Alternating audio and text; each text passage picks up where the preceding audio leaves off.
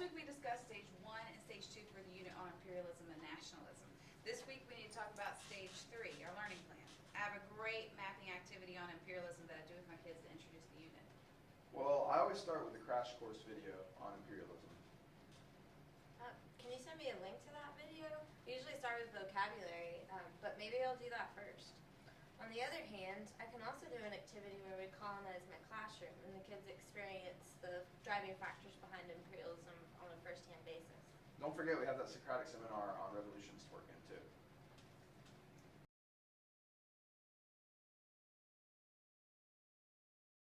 It seems to me like you have some good ideas for activities, but here's my concern. You've done such good work looking at standards and creating assessments, and I want your daily instruction to match up with our earlier discussions. So let's use Christine's mapping activity as an example to consider connections between assessment and instruction. Christine, will you explain the activity to everyone? I give my students a map of the world and I have them use the textbook to label the countries that are infected by imperialism. Then they shade those areas in with different colors to show what country colonized them. So what I'm seeing is that this has the potential to be a great introductory activity for the unit. But let's start looking at this activity in comparison to the assessment plan. What assessment does it seem to support?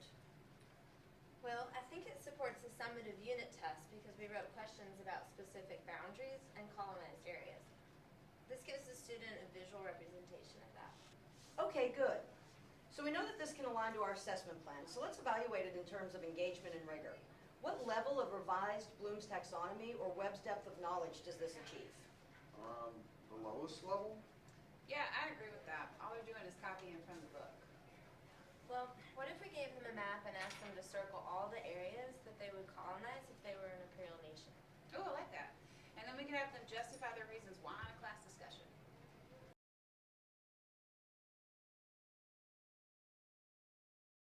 Okay guys, we've got 2 weeks to teach this unit. Let's look at our assessment plan and our no-do chart and see what kind of objectives we need to create to drive our daily learning plan. Well, we want our kids to be able to read and analyze primary and secondary source documents. We want them to use them to support their claims and create arguments. I know they're going to have a Socratic seminar, but I'm worried about their ability to participate in large group discussion. They haven't really ever practiced that. Could we use some sort of collaborative reasoning session to give them practice making a claim and supporting with evidence in front of a small group? Well, let's do that. Let's take the DBQ we have on imperialism in China and have them do it in a round-robin format. Then they can present their findings to their group, or each group could present to the class. I like that.